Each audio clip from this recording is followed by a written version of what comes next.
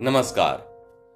प्रेमचंद मेरी आवाज में इस श्रृंखला में आप सुन रहे हैं कहानी ईदगाह और मैं आपका दोस्त अनुज गोस्वामी अभी तक प्रस्तुत कर चुका हूं इस कहानी के 3 भाग। आज चौथा और अंतिम भाग सुनेंगे। अभी तक आप जान चुके हैं कि रोजों के बाद ईद आ पहुंची और अमीना ईद कैसे मनाई जाए इस चिंता में घुली जा रही थी। वहीं हामिद अपने दोस्तों के साथ शहर में ईदगाह जा पहुंचा और बच्चों के साथ खिलौने व मिठाइयों की दुकानें देखकर भले ही ललचाता रहा हो और बच्चों ने तरह तरह के खिलौने खरीदे, वहीं हामिद ने खरीदा 3 पैसे का चिमटा। उसके साथियों ने खाने की चीजें दिखा दिखाकर न सिर्फ उसे चिढ़ाया बल्कि ललचाया भी और अपने खिलौनों के अच्छे होने की दुहाई भी देते रहे। इससे उनकी मंशा हामिद को न सिर्फ चिढ़ाने की रही होगी बल्कि उसे नीचा भी दिखाने की लगी। आइए अब सुनते हैं इससे आगे की कहानी। बात कुछ बनी नहीं, खासी गाली गलौज थी, लेकिन कानून को पेट में डालने वाली बात छा गई। ऐसी छा गई कि तीनों सूरमा मुंह ताकते रह गए। कानून मुंह से बाहर निकालने वाली चीज है, उसको पेट के अंदर डाल दिया जाए, बेतुकी सी बात होने पर भी कुछ नयापन रखते हैं। हामिद ने मैदान मार लिया। उसका चिमटा रुस्तमे हिंद है। अब इसमें मोहसिन, महमूद, नूरे, सम्मी किसी को कोई आपत्ति नहीं थी। विजेता को हारने वालों से जो सत्कार मिलना स्वाभाविक है वो हामिद को भी मिला और बाकी सब बच्चों ने 3-3, 4-4 आने पैसे खर्च करके जो खिलौने खरीदे थे उनमें हामिद के चिमटे जैसी अब कोई बात ना लग रही थी। हामिद के 3 पैसों ने रंग जमा दिया। सच ही तो है, खिलौनों का क्या भरोसा, टूट फूट जाएंगे। हामिद का चिमटा बने रहेगा, वो भी बरसों तक। संधि की शर्तें तय होने लगीं। मोहसिन ने कहा, जरा जरा अपना चिमटा दिखा दे, हम भी तो देखें। तुम हमारा ये भिश्ती लेकर देखो। महमूद और नूरे ने भी अपने अपने खिलौने पेश किए। हामिद को इन शर्तों के मानने में कोई भी आपत्ति ना थी। चिमटा बारी बारी से सबके हाथ में गया और उनके खिलौने बारी बारी से हामिद के हाथ में आए। कितने खूबसूरत हैं, आह कितने खूबसूरत। हामिद ने हारने वालों के आंसू पोंछे। मैं तो तुम्हें चिढ़ा रहा था सच। ये लोहे का चिमटा भला इन इतने सुंदर खिलौनों की बराबरी कैसे कर पाएगा। देखो ना, मालूम होते हैं कि बस अब बोल पड़ेंगे बस, हैं।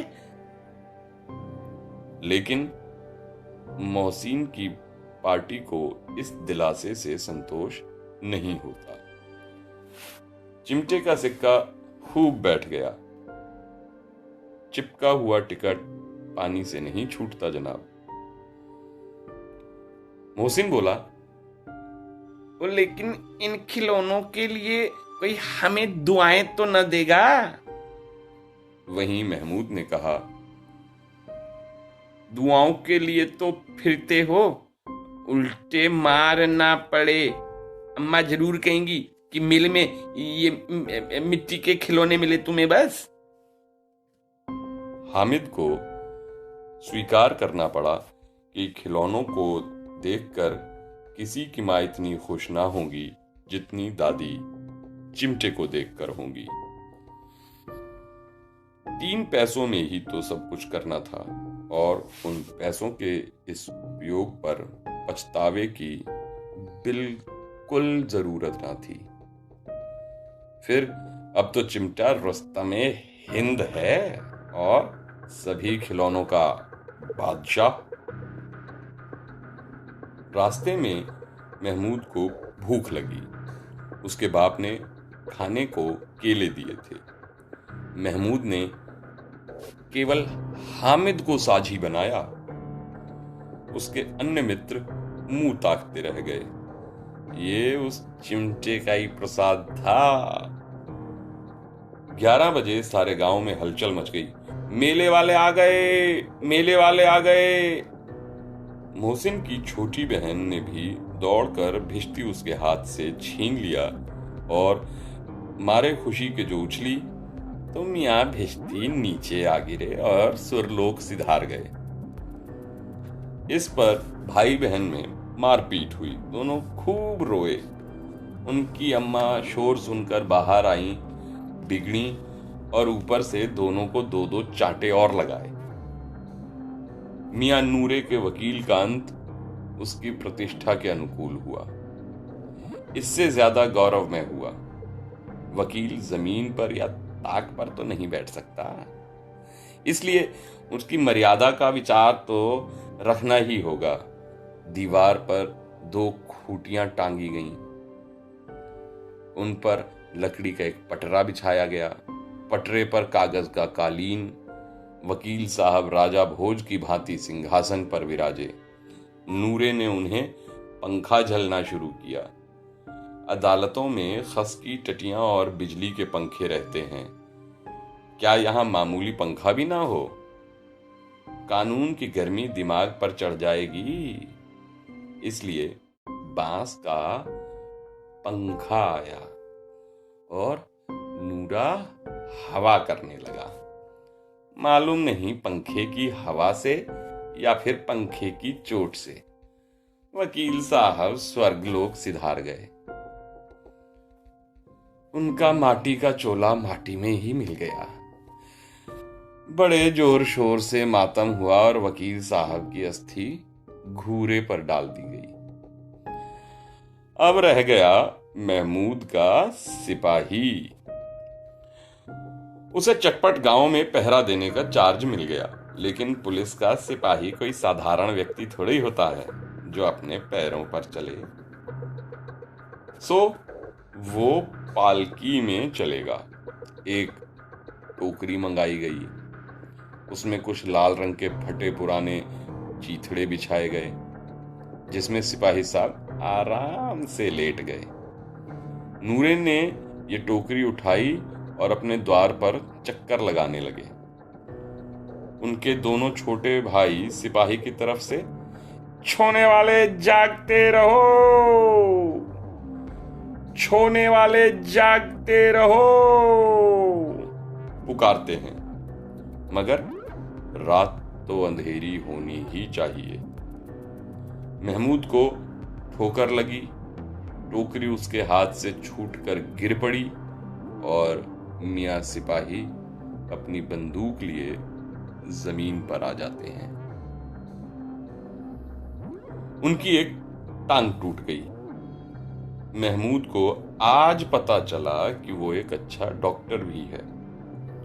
उसको ऐसा मरहम मिल गया जिससे वो टूटी टांग को आनन फानन में जोड़ सकता है। केवल गूलर का दूध चाहिए था, सो गूलर का दूध आ गया। टांग जोड़ दी जाती है। लेकिन शल्य चिकित्सा असफल हुई। तब उसकी दूसरी टांग भी तोड़ दी गई। अब कम से कम एक जगह आराम से तो बैठ सकता है। एक टांग से तो ना चल सकता था ना बैठ सकता था। अब वो सिपाही सन्यासी हो गया है। अपनी जगह पर बैठा बैठा पहरा देता है। कभी कभी देवता भी बन जाता है। उसके सिर पर झालरदार साफा खुरच दिया गया और अब उसका जितना रूपांतर चाहो वो भी कर सकते थे। कभी कभी तो उससे बाट का काम भी लिया जाता था। अब मियां हामिद का हाल सुनिए। अमीना को उसकी आवाज सुनते ही एक अजीब सी धड़कन हुई और वो दौड़ी हुई आई। उसे गोद में उठाकर प्यार करने लगी। सहसा उसके हाथ में चिमटा देखकर वो चौंक गई। हाय, ये चिमटा कहाँ था? मैंने मोल लिया है। काहे पैसे में? 3 पैसे दिए। अमीना ने छाती पीट ली। हाँ, कैसा बेसमझ लड़का है। दोपहर हो गई, कुछ खाया ना पिया, लाया तो क्या, ये चिमटा। सारे मेले में तुझे और कोई चीज ना मिली जो ये लोहे का चिमटा उठा लाया। हामिद ने अपराधी भाव से कहा, तुम्हारी उंगलियां तवे से जल जाती थी ना, इसलिए मैंने सोचा ये चिमटा ही ले लूं। बुढ़िया का क्रोध तुरंत स्नेह में बदल गया। और स्नेह भी वो नहीं जो प्रगल्भ होता है, बल्कि अपनी सारी कसक वो अपने मूक स्नेह में, एकदम ठोस स्नेह, रस और स्वाद से भरे हुए स्नेह में बदल देती है। बच्चे में कितना त्याग, कितना सद्भाव और कितना विवेक है। दूसरों को खिलौना लेते और मिठाई खाते देखकर इसका मन कितना ललचाया होगा। इतना जब्त इससे हुआ कैसे? वहां भी इसे अपनी बुढ़िया दादी ही याद बनी रही। अमीना का मन गदगद हो गया। और एक बड़ी विचित्र बात हुई। हामिद के इस चिमटे से भी विचित्र।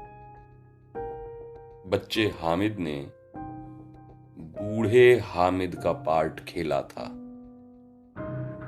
बुढ़िया अमीना बालिका अमीना बन गई। वो रोने लगी, दामन फैलाकर हामिद को दुआएं देती जाती थी और आंसू की बड़ी बड़ी बूंदें टप टप गिरती जाती थी। हामिद इसका रहस्य क्या समझ पाता? तो ये थी प्रेमचंद की बेहद पसंद की जाने वाली कहानी ईदगाह। उम्मीद है आप सबको पसंद आई होगी। और प्रेमचंद मेरी आवाज में इस श्रृंखला की अगली कड़ी में एक नई कहानी लेकर के आपका दोस्त अनुज गोस्वामी एक बार फिर आपके साथ होगा, बस थोड़े इंतजार के बाद।